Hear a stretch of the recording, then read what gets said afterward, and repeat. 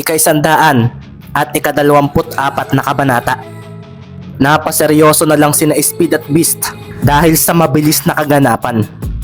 Kumilos sila para pigilan ng biglaang pag-atake sa kanila ng isa sa mga demon na pinabagsak nila, kaso hindi nakita ni Speed ang gagawin nito gamit ang kanyang ability, habang si Beast naman ay nasira ang focus dahil mula sa malayo ay naramdaman niya ang pagkatalo ni Helio at ang malakas na demon na kalaban nito ay papalapit na rin sa kanila sa mga oras na ito.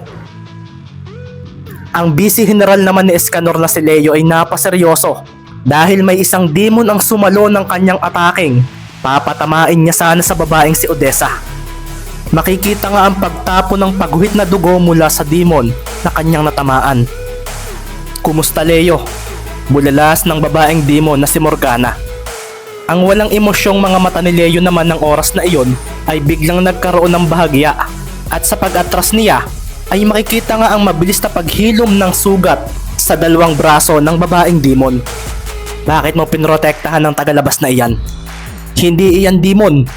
Bulalas ni Leo, at ang itim na aura ni Morgana ay kumawala at kumaya papunta sa dalawa niyang mga palad na dahan-dahan itong ikinuyom.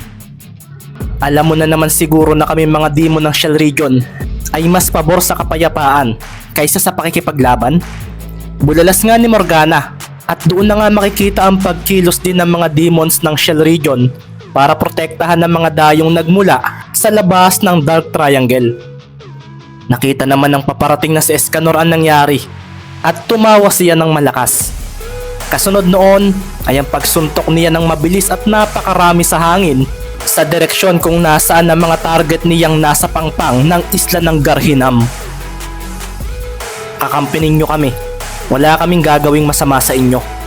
Seryosong bigkas naman ng isang demon na malapit kina Freya at Luke. Nakikita ngang nakasuot ito ng sombrero at matipuno ang pangangatawan nito. Makikita nga rin ang pagkawala ng itim nitong aura. Sina Speed at Beast naman ay nagkatinginan dahil sa hindi nila inaasahang mangyayari. Iba nga ito sa mga nabasa nila tungkol sa mga demons. Hindi lahat ng demons ay masama. At gaya ng turo sa kanila ni Panther at Lucifer, hindi sila magiging halimaw kung magiging balanse ang positibo at negatibo nilang katauhan. Huminto sa Eris Escanor at makalipas ang ilang segundo ay biglang kumawala ang napakaraming itim na enerhiyang tila mga kamao na unti-unting humulma at naging mga kung ano-anong hayop. Umatungal ang mga iyon at doon na bumulusok ang mga ito sa ibaba. Tinabunan ng mga iyon ng liwanag na nagmumula sa itaas, at sa pagbagsak nito ay doon na nga makikita ang paglitaw sa ere ng pinuno ng isla ng Garhinam, ang ama ni Morgana. Wala ka pa ring ipinagbago, Cesar. Magkalahi tayo, pero talagang ayaw mong gayahin ang nais ng Demon Lord? Sigaw nga ni Escanor mula sa itaas, at ngumiti naman ang matandang demon na ama ni Morgana at pinuno ng islang ito. May kanya-kanya tayo ng paniniwala, Escanor. Sambit ng matandang demon at huminga siya ng malalim, at doon na nga makikita ang pagkuha ng katawan niya ng hangin mula sa paligid. Sina Speed at Beast naman ay napaseryoso dahil ang presensya ng demon na iyon na kanina ay napakahina ay biglang lumakas. Kagaya rin siya ni Lucifer, sabi nga ni Beast, at pagkatapos noon ay makikita naman ang paggalaw ng mga mata ni Escanor. Paslangin mo na siya, Leo, habang hindi pa niya pinapakawalan ng kanyang atake. Sabi nga sa isip ni Escanor, pasensya na, Cesar, pero sa pagsabog ng bulkan ng Alpamos, ito na ang hudyat upang kumilos ako at tuluyan ng pamunuan ang buong Dark Triangle. Dagdag pa nga sa isip ni Escanor na dahan-dahang ngumiti dahil sa mangyayari. Gagamitin daw niya ang 3 kabataang napili niya mula sa mga dayo upang makalabas na sila mula sa lugar na ito. Ito na raw ang pagkakataon upang mapuntahan ng labas ng lugar na ito at tingnan ang ginawa ng Demon Lord na kanyang hinahangaan. Naglaho naman ang demon na si Leo, at si Morgana na aatakihin ito ay biglang napaseryoso. Agad niyang hinanap ang nawalang presensya ng demon na iyon, at doon na nga makikita ang pagseryoso niya dahil lumitaw ito sa likuran ng ama niyang walang depensa habang ginagawa ang pangsabay na atake nito sa paparating na atake ni Escanor. Speed! Sabi naman ni Beast sa kanyang katabi na napakuyom na lang dahil hindi pa rin niya nakita mula sa kanyang abilidad ang gagawin ng demon na may kakaibang palakol. Katapusan mo na, Cesar. Sabi naman ni Leo mula sa likuran ng matandang demon na nag-iipon ng hangin para sa kanyang gagawing atake. Dito na nga buong lakas na iwinasiwas ni Leo ang kanyang sandata sa bukas na likod ng matanda at doon na nga umalpas ang isang malakas na pagkawala ng itim na aura. Ang mga demons na alagad ni Cesar na papunta pa lang para pigilan si Leo ay napaseryoso nang may sumalag sa talim ng sandata nito gamit ang dalawang palad nito. Isang binatang may pulang buhok ito. Makikita nga rin ang isang sungay nito at ang seryosong pagtingin sa mga mata ng medyo nagulat na si Leo. Paanong nakapunta ang isang ito rito? Tanong nga ni Leo sa kanyang isip at kasunod noon ay ang pagsigaw naman ni Cesar para pakawalan ng hangin na inipon niya sa kanyang katawan. Doon na nga nawasak ang lahat ng ataking pinakawalan ni Escanor. Pinagliwanag noon ang buong paligid muli at lalong natuwa si Escanor sa nangyaring iyon. Makikita naman nga ang paglalaho niya at sa paglitaw sa harapan ni Cesar na napahinga ng malalim. Matanda na raw siya at kung isang seryosong labanan ang gagawin niya laban kay Escanor ay matatalo siya nito dahil bata pa ito. Ngayon, ano na ang sunod mong gagawin, Cesar? Bulalas ni Escanor at doon na nga mabilis na bumulusok ang kanyang kamao na papunta sa direksyon ng puso ni Cesar. Ano ang mapapala mo sa pagtulong sa mga iyan? Hindi ba? Wala! Sigaw pa nga ni Escanor at doon na nga makikita ang pagkawala ng pwersa ng suntok niya. Hangin ang kanyang natamaan at makikita naman ang pagsalag ni Leo sa pwersang naibigay niya. Nawala si Cesar at maging ang binatang kulay pula ang buhok. Mula sa ibaba, makikita naman ang paglitaw ni Speed na nagliliwanag ang itim na aura na may kasamang kulay violet. Lumapag din si Beast at ang matandang si Cesar ay napaseryoso dahil sa nangyaring iyon. Mga hindi kayo pangkaraniwang demons. Sabi nga ng matanda at si Morgana naman ay bumulusok pa itaas kasama ang lahat ng demons na kasama nila para atakihin sina Leo at Escanor na napangiti na lang dahil hindi nagtagumpay ang kanilang ginawa.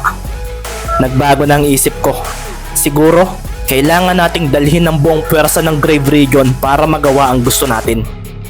Kailangan nating pagplanuhan ang ating gagawing aksyon dahil ang pagkabigo ay pwedeng maging dahilan ng ating pagkatalo. Sabi nga ni Escanor na pumitik ang isang kamay sa hangin. Doon na nga nagultawan ng katawan ng mga bumagsak niyang mga kasamahan at sa isang iglap ay biglang may lumitaw na mga itim na portal sa tapat ng mga iyon. Agad na nilamon noon ng bawat isa at makikita nga rin ang paglitaw ng isang malaking tulad noon sa itaas ni Escanor at Leo. Hindi kayo makakatakas! Sigaw nga ni Morgana at doon na nga makikita ang pagbitaw nila ng malakas na itim na enerhiya para atakihin ang dalawang nasa itaas. Isang seryosong tingin ang ibinigay ni Leo sa babaeng demon. Habang si Escanor naman ay pasimpleng pinagmasdan sina Beast at Speed dahil kanina ay may naramdaman siyang pamilyar na presensya mula sa dalawang iyon na hindi niya maipaliwanag. Doon niya napagtantong hindi siya pwedeng magpadalos-dalos, lalo na sa may pulang buhok na demon. Kalahating tao, kalahating demon. Posible lang silang maging malakas kung may dugo ng isang malakas na demon ang isa sa magulang nila. Sabi pa nga ni Escanor sa kanyang sarili. Kasunod nga noon ay ang paghampas niya sa kanyang palad sa harapan niya ng napakalakas. Masyado pa kayong mahina para matalo ang pinakamalakas na demon ng Dark Triangle. Sigaw pa nga ni Escanor at napangiti pa siya dahil naramdaman niya ang pagbangon mula sa dagat nang tinalo niyang tagalabas kanina. Gusto ko ang maitim na budhi ng isang iyon. Magagamit kita sa muli kong pakikipagkita sa iyo. Sabi pa nga sa sarili ni Escanor. Kasunod din noon ay ang pagpasok nila ni Leo sa itim na portal na kanyang ginawa.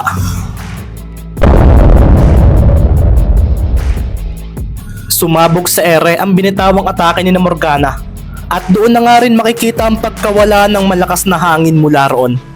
Mula naman sa hindi kalayuan ay makikita ang gigil na mukha ni Helio at hawak na niya ngayon ang espadang nakuha nila sa isla ng Alpamos. Ito ang dahilan kung bakit nanumbalik ang kanyang lakas at labis na paglalim ng kanyang iniisip ang ibinigay nito. Marahan siyang napatingin sa espada ng Nisimono at mukhang ito raw ang dahilan kung bakit kailangan nila ito para makatapat sa lakas ng mga demons na nasa labas ng lugar na ito. Magagamit ko ito para patayin ang mga demons dito, sabi nga ni Helio sa sarili. At kasabay noon ay napatingin nga rin siya sa mga kasamahan niyang nasa pangpang ng isla ng Garhinam. Natalo siya sa laban niya sa demon na si Escanor, pero tila dahil sa natuklasan niya tungkol sa demon item na dala niya ay mas naging positibo siya sa kanyang mas paglakas. Wala kaming gagawing masama sa inyo. Hindi kami kagaya ng mga demons na umatake sa inyo. Seryosong wika nga ng demon na si Cesar at napatingin nga siya kaagad sa dalawang dayo na sina Beast at Speed. Nakita niya na naging demon ang dalawa at may iisang sungay ang mga ito. Siguradong babalikan kayo ng mga demons mula sa Grave at Hell Region. Sa ngayon, nakaligtas kayo dahil hindi buong puwersa nila ang nagtungo rito. Pero sigurado akong babalik sila na may dalang mas malakas na puwersa. Sabi naman ng demon na si Morgana. Doon na nga rin nagpakilala si Cesar at ang anak nito. Sinundan ito ng mga kasamahan nito at naroon nga rin ang tatlong demons na nakita ni na Beast sa isla ng Alpamos. Ito nga ay sina Halmon, Levon at Davion. Pasensya na sa ginawa namin sa inyo sa Alpamos. Gusto lang sana namin kayong pigilan dahil delikado ang pagpunta sa bulkan, ngunit tila nagawa pa rin ninyong makaligtas mula sa halimaw na nasa taas noon at maging sa mga Mamorits. Sabi nga agad ni Halmon na yumuko pa nga sa tapat ng mga dayo. Sa mga oras nga ring iyon ay doon na rin dumating si Helio na agad na kinumusta ni Luke. Natalo ako, pero sa sunod ay hindi na. Munting tugon ni Helio na pasimpleng pinagmasdan ang mga nilalang na may mga sungay na magkakasama sa kanilang harapan. Nagpakilala nga rin sila sa mga ito at matapos iyon ay doon na nga tinanong ni Cesar kung ano ang pakay nila rito. Ang makuha ang 10 demon items at bumalik sa labas. Sagot nga kaagad ni Freya. Doon na nga napaseryoso ang mga demons nang marinig iyon. Bakit ninyo kakailanganin iyon? Tanong ni Cesar at napatingin nga rin siya sa lalaking may espada sa likuran at agad niyang nalaman na isa iyon sa demon item dahil naramdaman niya ang presensya ng espadang iyon. Doon na nga rin sinagot ni Freya iyon at mas lalong napaseryoso si na Cesar sa kanilang narinig. Kung ganoon, hindi totoong matagal nang nasakop ng mga demons ang mundo ng mga heroes. Mangyayari pa lang kung mabibigo kami rito, sabi naman ni Enma. Kung ganoon, mali ang impormasyong matagal na naming alam.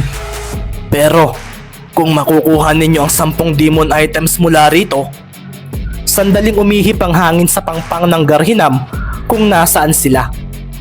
Ang Dark Triangle ay mawawasak at ang kapangyarihang mayroon ng lahat ng mga demons dito ay mawawala. Mawawala rin ang itim na aura namin. Lahat ng mga demons ay mawawala ng kapangyarihan. Ang mga narito at maging ang mga nasa mundo ninyo. Seryosong wika nga ni Cesar na ikinaseryoso rin ng mga dayong kabataan na nagmula sa labas ng lugar na ito.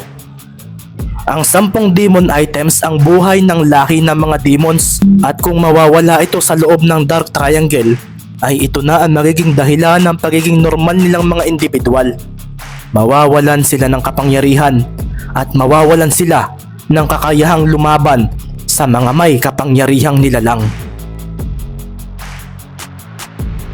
Kung reader ka ng kwentong ito at hindi ka pa nakasubscribe sa ating channel, pindutin na ang subscribe button para mas maraming kwento ang iyong makita rito.